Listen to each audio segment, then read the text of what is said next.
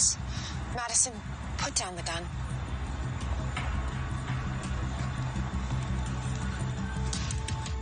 I'm so sorry.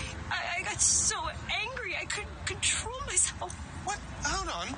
All this talk about controlling your emotions and harnessing them for creation was all just a sham? I tried so hard to make it real. We can't control our emotions. We just have to keep trying.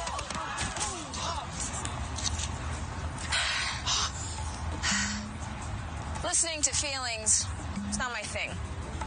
Right, honey? So if I were you, I'd take my child out of this school. Terrible place. Wait, I'm a father? That's awesome.